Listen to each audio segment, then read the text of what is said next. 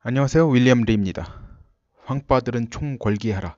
오늘은 인공혈관 문제에 대해 다 못한 이야기가 있어서 간단히 말씀드리겠습니다. 진짜 이거 오래 끌고 싶진 않은데 세부적인 사항이 좀 더 여러분이 알고 있어야 될 게 있어서 말씀드리는 거예요. 일단 뭐 문제가 해결된 거 아니냐 지금은 이제 20개 긴급 공급돼 가지고 뭐 그런 이야기가 있는데요. 이거 하나는 알고 둘은 모르는 소리입니다. 이제 배급과 공급 사슬 이제 이 개념을 알면 이런 소리가 안 나와요. 배급 디스트리뷰션 그리고 서플라이 체인이죠. 앞으로 환자의 생사를 가르는 최신 의료 제품이 새로 출시되는 경우 한국에 도입되는 시기는 뒤로 밀리게 될 수밖에 없어요. 뭐 이윤 창출이 제대로 안 되고 공무원 갑질 당할 우려가 크고 거기에다 뭐 잘못하면 디모나이즈가 돼가지고 뭐 환자의 생명을 갖다 뭐 볼모로 잡고 어쩌고 저쩌고 그런 소리나 듣고 그러면 그 위험이 리스크가 있기 때문에 한국에 이제 공급하는 시기가 그만큼 미뤄집니다. 당연히. 심하면 이제 애당초 들어가는 거지. 그러니까 처음에 최초 도입 시기 자체가 무기 연기되거나 이제 무기 연기되는 건 도입이 안 된다는 얘기예요. 한마디로. 한국 정부로부터 일종의 보증을 받기 전에 파는 것을 주저하게 될 겁니다. 아예 안 들어가면요. 돈보다 생명이 우선이니 적자를 감수하고라도 팔아라 이라는 뭐 적자를 감수하고라도 팔아라 요거는 이제 괄호치고 이 얘기는 안 하죠. 근데 돈보다 생명이 우선이니라는 얘기는요. 적자를 감수하고라도 팔으라는 얘기예요. 이거 헛소리예요. 이거 완전 헛소리예요. 아니 그러면 적자를 감수하고 팔려고 하면요. 똑같은 적자 폭으로 미국에서 파는 게 나아요. 제가 어제 말씀드렸지만 그럼 세금 공제라도 받잖아요.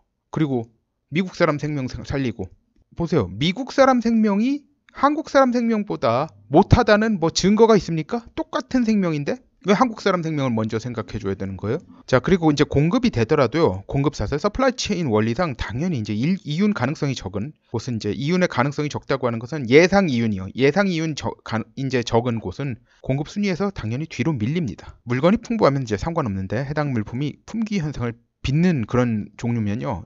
이윤이 덜 나는 곳은 이제 공급 순위에서 당연히 뒤로 밀리게 됩니다.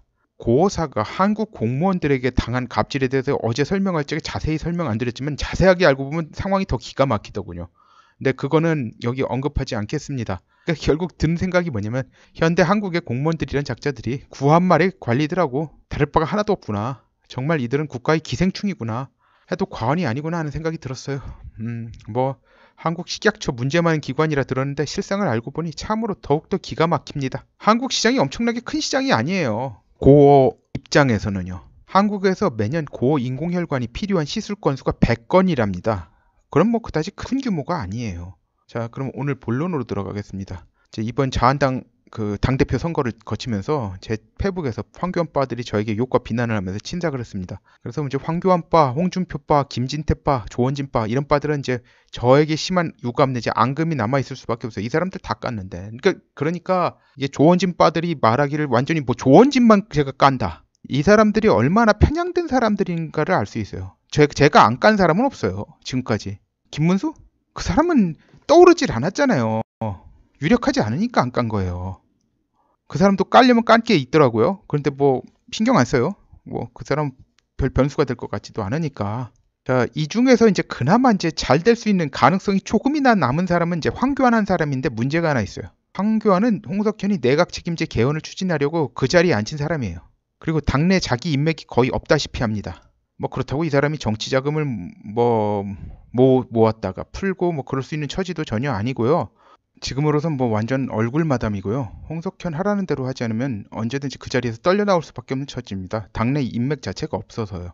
하지만 이제 동시에 내각 책임제 개헌이 달성되면 더 이상 이용 가치가 없어져서 토사구팽 당할 확률이 높은 사람이기도 합니다. 그러므로 이 사람이 정치인으로서 자기 목소리를 내는 건 일단 내각 책임제 개헌이 확실하게 저지되고 이제 당내 최고 유력 대선 후보로 부상된 뒤에야 조그만 가능성이라도 생기는 겁니다. 그러므로 이제 황빠들은 더욱더 내각 책임제 개헌 반대에 적극적으로 참여해야 합니다. 전 뉴데일리 주필이고 현재 이선본 대표인 백모 박성현이 내각 책임제 개헌 문제가 본격적으로 거론되기 시작하면 이에 적극적으로 반대하는 시민운동을 벌이겠다고 선언했습니다. 그냥 반대하는 정도가 아니라 그것에 총대 매는 정치인들의 이제 정치 생명을 끊는 걸 목표로 캠페인을 벌이겠다고 했습니다. 자, 이게 그 사람 여기서 나온 거예요. 세뇌 탈출. 여기에 이제 일일이 문자를 보내든지 아니면 이제 33유본@gmail.com으로 이메일 보내라. 이제 홈페이지는 이제 곧 오픈할 거랍니다. 이제 백모가 이제 2017년 대선 기간 중에 이제 구치소에 들어가 있던 건 다들 아실 겁니다. 2017년 이제 그 당시에 그것 때문에 이제 판사 앞에서 울면서 막 죄를 뉘우친다, 막 꺼이꺼이 울고 그래가지고 그 연기가 이제 빛을 발하는 순간입니다. 당시에 그러지 않고 이제 당당하게 나왔으면 이제 지금도 구치소에 갇혀 있을 겁니다. 그 연기 덕분에 이제 집행유예 선고를 받고 검찰은 항소를 하지 않고 형이 확정되었습니다. 당시에 법정에서 그 모습 보고 많은 팬들이 실망을 했죠. 어떤 분은 뭐 미국에서까지 와서 그걸 갖다 방청을 하러 왔는데 그 모습 보고 너무 실망해가지고 2번 다시 내가 백모 얼굴 안 본다 뭐 그러면서 갔다고 해요. 근데 그 상황에선 그럴 수밖에 없어요. 저는 그 얘기 듣고 이 양반 구치소에서 계속 갇혀 있으면 중요한 시기에 할 일을 못하니까 연기한 거구나 하는 생각이 들더군요. 백모가 이제 내각 책임제 개헌 반대 투쟁을 선언하고 이미 이를 위한 조직을 설립하는 단계에 들어선 현 상황은 이제 홍석현 등 내각 책임제 개헌 추진 세력에게는 상당히 위태로운 안 좋은 소식이죠. 백모 성격에 자기 신상에 이상이 생겨도 조직이 지속적으로 이제 운용되는 플랫폼이 이미 발현하고 이런 선언을 했을 가능성이 높습니다. 이게 변희재가 이걸 플랫폼을 갖다 제대로 안 해놓고 구치소 가는 바람에 그 뒤로 그게 되고 있질 않잖아요. 백모는 이 선례를 갖다 이미 봤기 때문에 대비하고 있을 겁니다. 황교안에게 큰 기대를 거는 황빠들은 이 운동에 적극적으로 동참하여 원래 이제 얼굴마담 역할로 끝날 예정이던 황교안을 자유한국당 대통령 후보가 될 수 있게 하시길 바랍니다. 뭐 그렇다고 해서 뭐 황교안이 대통령 후보가 되었다고 제가 그에 대한 의심을 거둬드리겠다는 뜻은 아닙니다. 그때가 오면 그때 상황 봐서 결정하겠습니다. 하지만 내각 책임제 개헌 뒤 토사구팽 당하는 황교안보다는 대통령 후보가 된 황교안, 황빠인 분들은 당연히 이걸 바라겠죠. 감사합니다. 구독, 공유, 알림벨 부탁드립니다.